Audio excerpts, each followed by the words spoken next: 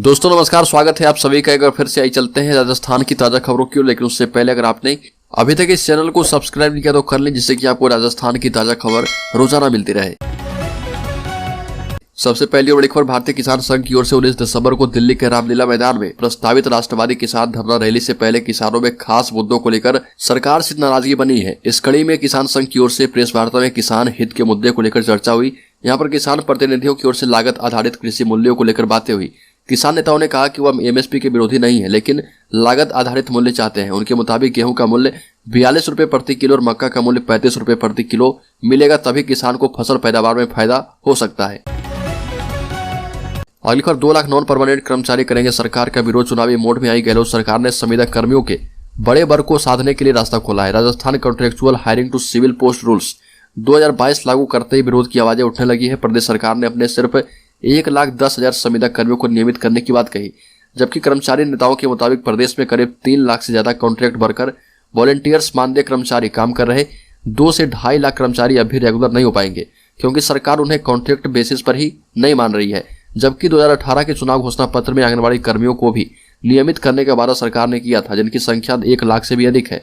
कांग्रेस ने जन घोषणा पत्र में संविदा कर्मियों को नियमित करने का वादा किया था, लेकिन रूल्स लागू करके आरक्षण प्रावधान के साथ पारदर्शी तरीके से भर्ती कराने की फिलहाल बात कही गई है। अगली खबर, डूंगरपुर में जल जीवन मिशन के तहत जिले में इस माह के अंत तक 1313 करोड़ रुपए के 2 बड़े प्रोजेक्ट शुरू होने वाले हैं। ये दोनों प्रोजेक्ट माही नदी पर शुरू होंगे। माही नदी पर बने बेनेश्वर, एनीकट से सावला एवं सागवाल शहर सहित 212 गाँव में 427 करोड़ एवं चिखली, चौधरी एवं गलियाकोट पंचायत समिति के 353 गाँव को भी माही नदी से पेयजल मुहैया करवाया जाएगा। अगली खबर, गुजरात फॉर्मूले से राजस्थान भाजपा में बड़ा बदलाव होगा। गुजरात में पहले टिकट वितरण में और अब मंत्रिमंडल में नए लोगों को तवज्जो देकर भाजपा ने राजस्थान के आने वाले चुनाव के लिए नया फॉर्मूला सेट कर दिया है। गुजरात चुनाव में बम्पर जीत के बाद भूपेंद्र पटेल के नए मंत्रिमंडल में पुरानी रूपानी सरकार से सिर्फ 3 मंत्रियों को रिपीट किया गया। बाकी 6 फ्रेश चेहरे हैं और 7 ऐसे मंत्री बनाए गए जिन्हें 15 माह पहले ही पटेल मंत्रिमंडल में शपथ दिलाई गई थी। यानी बड़ी जीत के बावजूद इस बार भी नए नेताओं पर दांव खेला गया। राजस्थान सहित 5 राज्यों में अगले साल चुनाव होने हैं। भाजपा चुनावी मोड में है। राज्य में राज और रिवाज की स्थिति यह है कि यहाँ बीते 4 चुनाव में एक बार भाजपा और एक बार कांग्रेस की सत्ता में आने की परंपरा रही है। राजस्थान के 52,000 आशाओं के महीने से नहीं मिल रहा मानदेय, अब दिया महापड़ाव का अल्टीमेटम। आपको बता दें कि राजस्थान के स्वास्थ्य विभाग की लापरवाही के कारण इसका खामियाजा प्रदेश की 52,000 आशा सहयोगिनी को भुगतना पड़ रहा। 6 महीने से मानदेय नहीं मिलने से आक्रोशित आशा सहयोगिनी ने जयपुर पहुंचकर अधिकारियों को जल्द भुगतान करने की चेतावनी दी।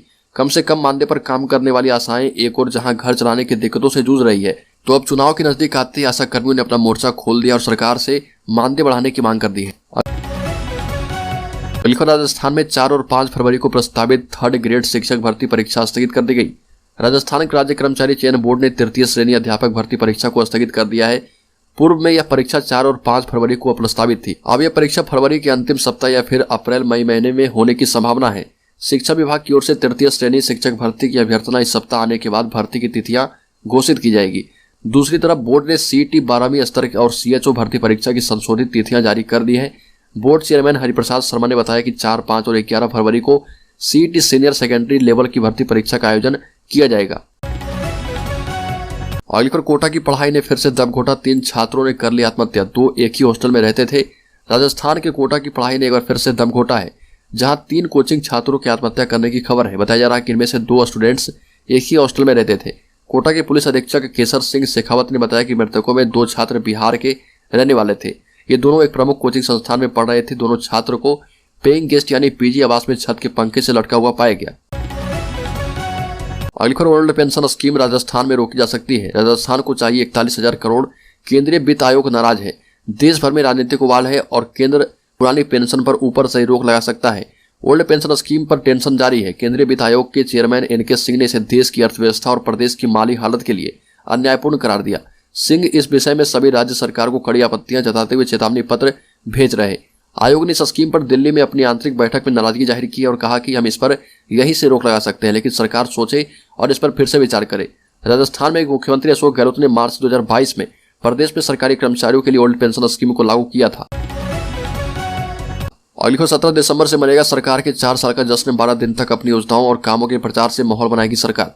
राहुल गांधी की भारत जोड़ो यात्रा के बीच सरकार के 4 साल पूरे हो रहे। राज्य सरकार अपने 4 साल के कार्यकाल का 17 दिसंबर से जश्न मनाएगी। 17 से 28 दिसंबर तक हर जिले में कई कार्यक्रम होंगे। इन कार्यक्रम के जरिए सरकार गांव शहरों में अपने काम का माहौल बनाएगी। सरकार ने तय किया है कि अपनी फ्लैगशिप योजनाओं के साथ साथ अपने सभी विभाग में 4 साल में हुए कामों को हर गांव तक लोगों के बीच पहुंचाएं। और बीजेपी प्रदेशाध्यक्ष सतीश पूनिया ने राहुल गांधी से पूछा सवाल, कहा कि राजस्थान में पेट्रोल डीजल कब सस्ता होगा। बीजेपी प्रदेशाध्यक्ष सतीश पूनिया ने कांग्रेस नेता राहुल गांधी से 7वां सवाल पूछा। पूनिया ने कहा कि सबसे महंगा डीजल और पेट्रोल राजस्थान में है। सतीश पूनिया ने जन आक्रोश यात्रा को संबोधित करते हुए कांग्रेस सरकार पर किसानों और युवाओं से वादाखिलाफी करने का आरोप लगाते हुए निशाना साधा। पूनिया ने बिगड़ी हुई कानून व्यवस्था को लेकर कहा कि प्रदेश में कहीं भी बहन बेटियां सुरक्षित नहीं है।